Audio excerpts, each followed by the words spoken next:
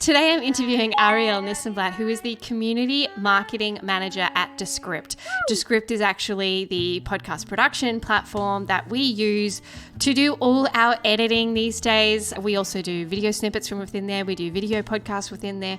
We do everything from within Descript. We transitioned over to that back in January. Firstly, I was excited to have Arielle on because of that, but mostly because Arielle has two really cool podcasts. So she has one called Feedback with Earbuds, which is a podcast recommendation podcast that goes along with a podcast recommendation newsletter. The newsletter came first. Then she has another one called Trailer Park, which is a podcast that showcases trailers. So I wouldn't say that either of these are particularly normal or standard podcasts, but that's why I love them, because they are interesting, they make you think differently, they are highlighting other people, and we really go into why that's so important and how that can actually grow your own platform if you're highlighting other people. Arielle is like a master at community. So she's built a fantastic podcast community on Discord, which I've been a member of for quite some time. She has a really engaged audience as well on LinkedIn, other platforms. I just think she's awesome. We cover a bunch of topics. The struggles that Arielle has around producing her own show, which I know you're going to really resonate with. And then also how to encourage feedback. That's my takeaways. Now you go and take it away.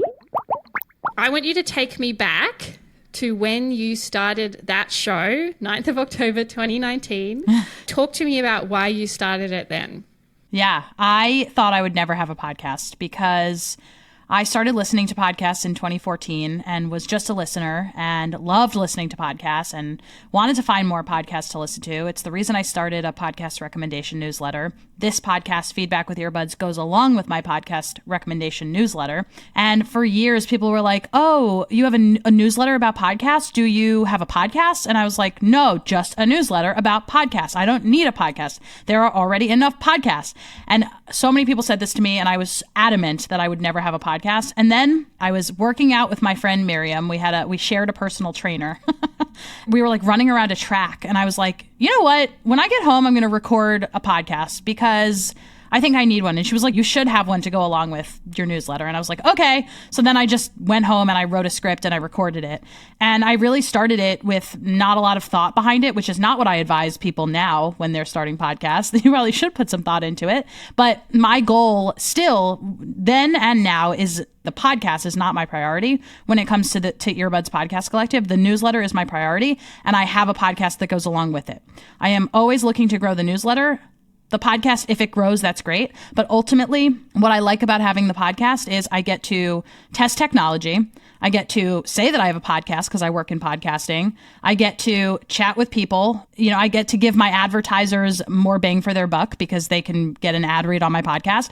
And I get to highlight people who are curating podcast lists for my newsletter. So I have many, many reasons for doing the show, beyond money and beyond downloads. And the show has evolved so much since, which I imagine you got a sense of going through the catalog. I did, yeah. I also subscribed to your newsletter quite a while ago as well, when I first started to look at this landscape of newsletters in podcasting, that Substack started to be something where I realized that there was all these things you could get involved with that weren't just audio, that had newsletters, and how they interacted together and how they were great marketing for each other, and how you've got different audiences for both of those things as well, right? You've got people that just want to read, and then you've got people that just want to listen, and then you've got people that want a bit of both. And so I really like your show because it really highlights other people. Yeah, I think that it is slow, but the best way to grow your influence over time is by highlighting other people. And it really does take time. But if you are seen as somebody who is an advocate for other creators, people come to you and they trust you. So I've sort of been cultivating that since 2017 when I started Earbuds, the newsletter. The premise of it is that each week is curated by a different person and anyone can curate a list, and curators can select one of their own episodes as part of their theme. So in and of itself, the point is to promote other people. And I don't have to do all the work to curate all the lists, right? I just have to curate the people. And I just have to sort of say, okay, this list is good. This list is a little bit too in this direction. We had a list pretty recently that touched on similar subjects. So I'm the ultimate curator, but for the most part, I am letting you as the curator choose the direction. And you'll notice if you look in the archives of the newsletter that the themes are absolutely all over the place, and they are specific and they're broad and they're everything in between. And it is just a lot of fun. And I built my career on promoting other people, which is great, and definitely doing some self-promotion of my own. Yeah. And so from a, I guess, organizational standpoint, I just have a curious question around that. Please. When they curate a list, do they submit the audio to you to then put together, or your editor, or do they do it all themselves and then put it together? Or how do they actually give everything to you? So the podcast has changed a lot since I first started making it on October 9th, 2019. When I first started, it was just me reading. And then after a while, I was like, this is boring. My mom told me this is boring. Let me be honest with myself. She was like, yeah, it's cute, but it's boring. And I was like, thank you so much. Mums are so good for that. Actually, let me go on a quick tangent. My biggest piece of advice when you have a podcast that is not growing is get somebody who does not love you to break it down, to critique you. But also, you could get somebody who does love you, and that person could be your mom, to tell you where they are bored. Anyway, when I started it was just me. Then I decided to interview the curators of each week's list of podcast recommendations and say, what do you do in podcasting, or what do you do outside of podcasting? How did you come to this theme? What episodes did you choose? That took me forever, as you can imagine, to source the curators, to make sure that I had time on the calendar to meet with them, to edit those in a timely way. It just took forever, and it was expensive, right? So I think I did that for like a year and a half, and it was great. I mean, I got interview experience, but after a while I stopped doing that because I just didn't have time. And so I went back to me essentially reading the newsletter with a little bit more commentary. And then I source a voice clip from the curator each week. And then she goes into why she chose these episodes for this theme. And it's just a lot more entertaining than if I did that. So I have a submission form on my website that anybody can submit a list to me for our consideration. And then what happens is I get those submissions, I look at them, I decide if they are legit or if I like them or if they fit in with our editorial calendar. So we basically give them a list of questions that they need to answer and some guidelines for how to submit the clip. They send it back to us. I then record my intro and my outro on Descript, and then I bring in the file to Descript. Everything gets transcribed.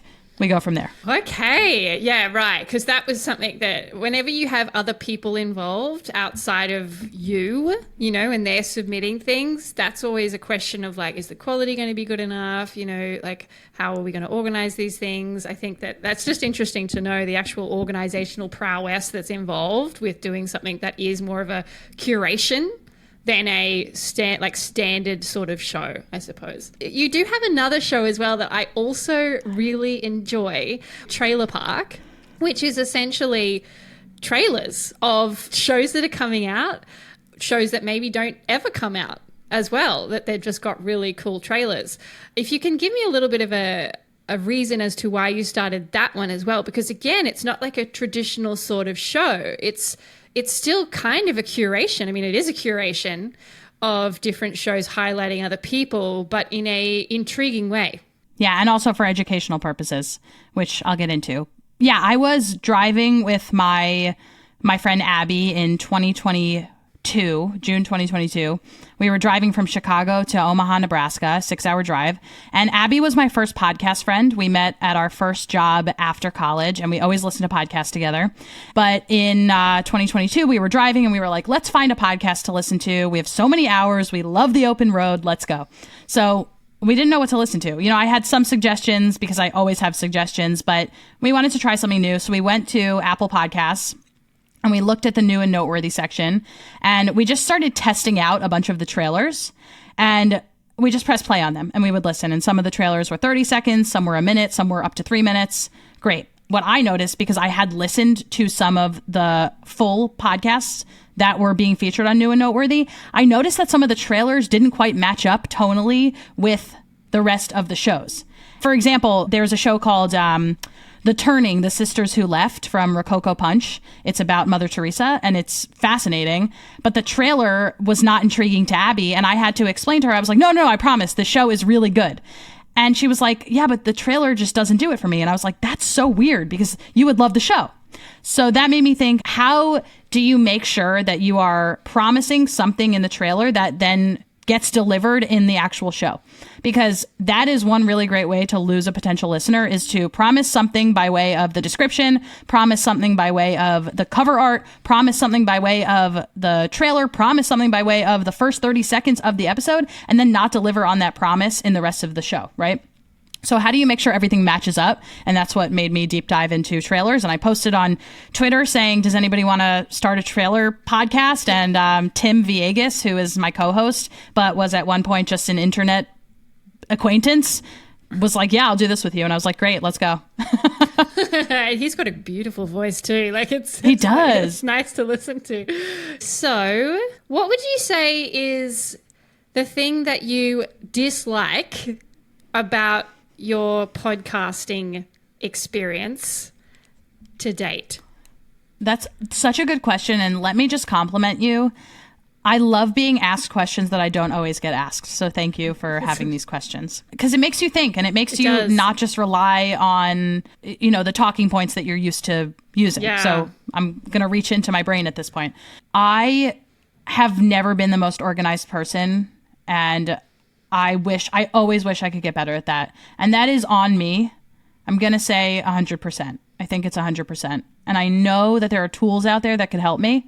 And I'm talking about like Notion. I need to learn how to use Notion better. I need to get my processes in place. I need to get my standard operating procedures, and I need to be able to have those all written out so that, God forbid, if Devin DeComo, who works for me, needs to move on to another job, I could teach somebody else how to do this. But I really hope she doesn't leave me. So basically, I really need to get my stuff in order, because I think that if I was doing less when it comes to organizing myself, if I just put some processes in place, I could spend more time marketing the show and spend more time marketing the newsletter as well. So what I don't like is that I don't have as much time to spend on marketing as I wish I did. Like I said, we get submissions from people. So they submit a list of 5 podcasts, and I'm the only one who gets the email for that. So then I have to forward that to Devin, and I do this every single time. That's like one tiny example of something that I could probably save at least 10 minutes a day or something like that on small things like this. Also, text expanders, keyboard shortcuts are things that I just I know that I just need to take a day and learn these things and just get some muscle memory in, and I just have not had the time to get around to it. So it's not so much the production process. I think if you asked me 3 months ago, I would have said, I hate editing in Audacity, but I don't do that anymore. I edit in Descript. And what I really love about Descript, here is what has saved me so much time, is the playback feature. Because essentially what I do is I voice my script, I drag in the voice clip from the curator, and then I voice the end of my script.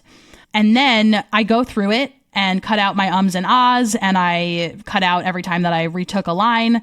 But I used to have to do that at 1x speed on Audacity. And now I do it at 1.75. And so if I could find more ways to cut that, let's go. Okay. And so I want to know from you how you encourage, because I feel like you're pretty good at this, how you encourage feedback from your listeners or people in the community. You've got a Discord. Do you run that Discord channel, the podcast community Discord channel? Mm-hmm. How do you encourage feedback, I think? Because that's something that people really struggle with. It's like pulling teeth at times. And I think often that is because you just don't have enough listeners to get feedback. That is definitely a thing. I mean, feedback with Earbuds gets 500 downloads per episode, and I maybe hear from 3 people. So I don't tend to ask for feedback, but when I do, I receive responses. But the way that I ask is very obvious. I say, I want to hear from you because I want to prove that it is possible to hear from your listeners, right? I have said that explicitly on the show. I don't know if you listened to that episode, but I was like, I'm doing an experiment. I want to know what it takes for you to follow my call to action, right? if you are listening to this, what is it that is going to cause you to deviate from what you would normally do after listening to the show and leave me a rating or review on Apple Podcasts? What is going to cause you to navigate away from your driving right now, or washing the dishes or walking your dog, and cause you to go onto the computer and send me an email?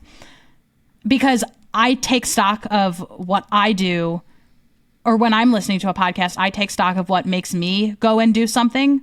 And I really try to be aware of that, what makes me shift my user behavior, my listener behavior. And I try to put myself in the shoes of a listener and say, or even tell them, I am trying to put myself in your shoes, right? Like, again, over communicating, erring on the side of crazy transparency, and just telling them why hearing from you would be really, really helpful for me.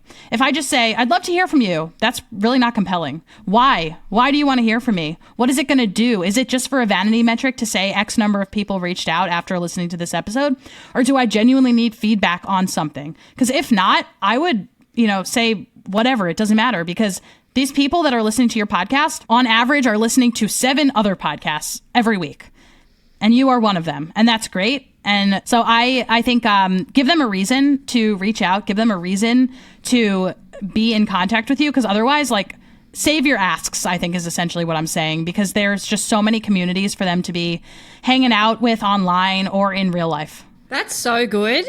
And yeah, I don't know where that came from. This is why it's good to ask new questions. Yeah, it's good because it's something I talk about as well. It's like the over asking too becomes diminished. Like, as in, if you at the end of every episode or at the middle of every episode, you'd be like, I'd love you to rate my show and review it. And yeah, why? That no one does that. Like, no one really. You have to be. They have to be a super fan for them to get that from you and then go and do it. What's the compelling reason why someone would go and do that? And there's, you've said something really good there about being super transparent with why you want feedback from them. It could be as much as man, this is a lonely journey and I would love to hear from you. I never hear from people. Exactly. I never hear from people. I just love a little bit of contact there. If you've got any ideas, or make it really specific what you're asking for so that they feel compelled to actually do something about it. Another mistake that people make is, say you do come up with really great wording to put in your mid-roll, or even just during your intro or outro about why somebody should leave a rating and review. The mistake that people make is leaving that in there forever. That has to be changed up, because you sort of need to shock people into changing their behavior. If you don't shock people, they're going to learn to glaze over that.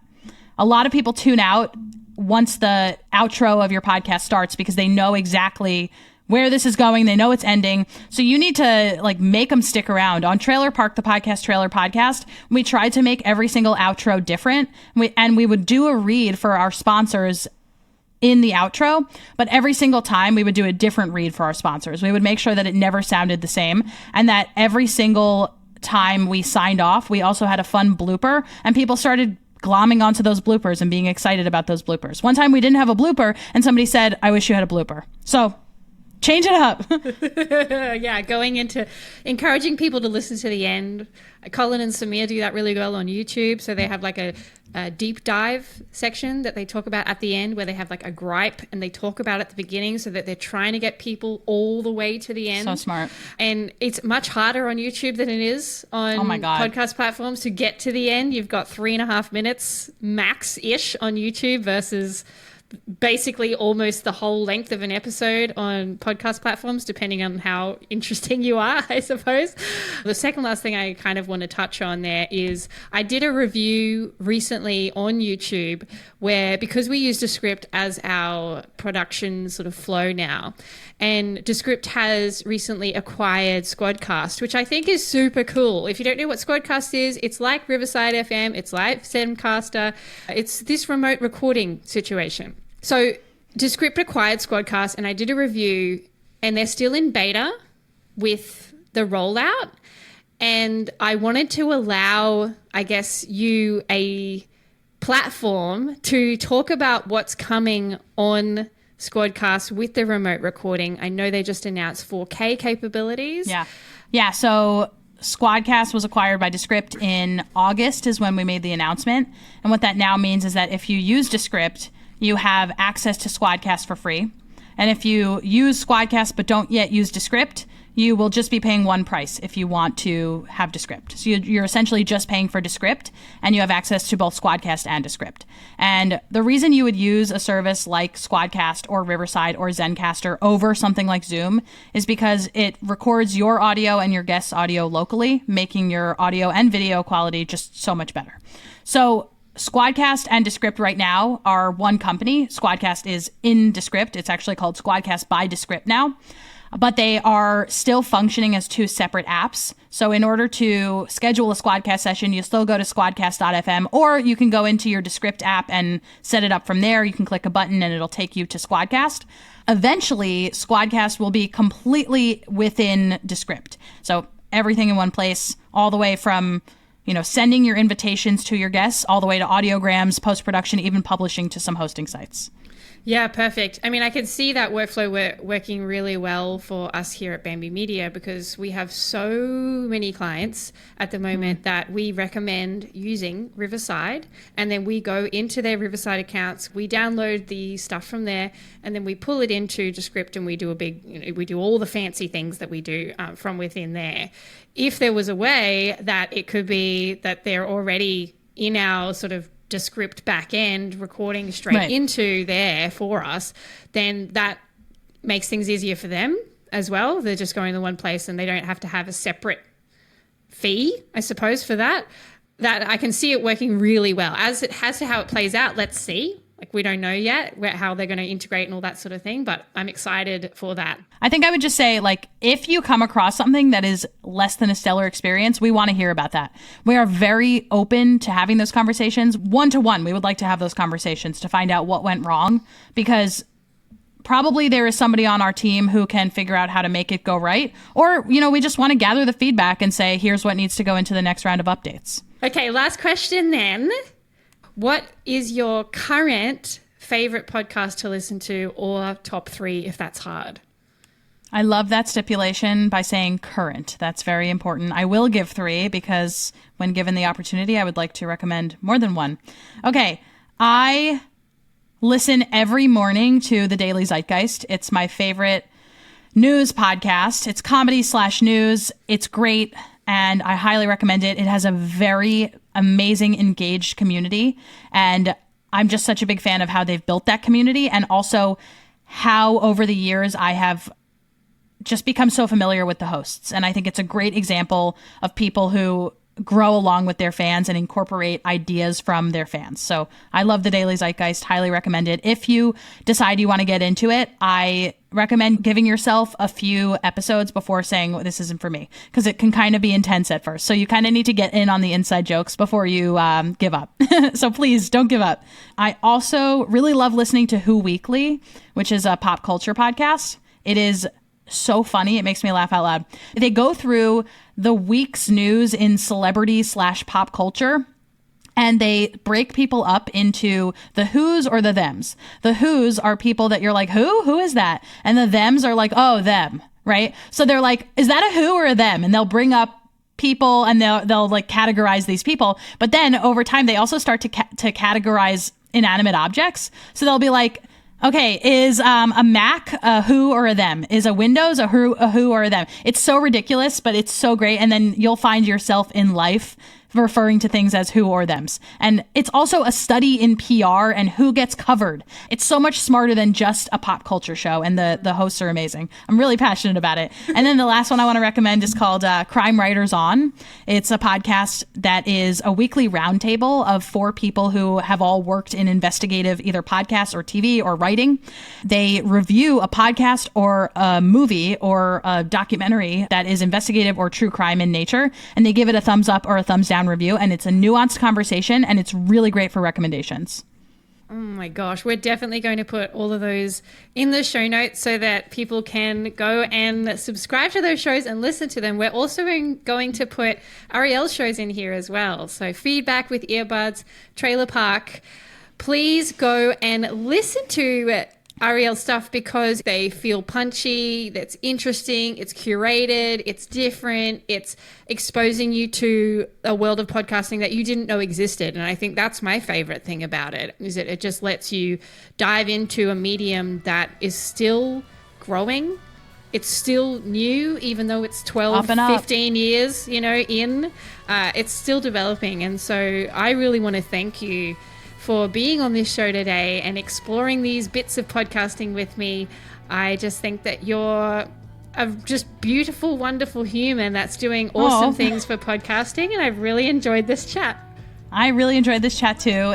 I'm in the US, so it's late for me, but I feel like I'm on it right now. So thank you for having me. Thank you for asking such great questions. I'm about to go on a first date. We mentioned this, and what I like about dating is the same thing that I like from a great interview, which is that if your date partner is good at what they're doing, they ask great questions and they make you think. And you did that, so thank you. Thank you for my pregame. Yeah, great. Go and ask them lots of questions about podcasting.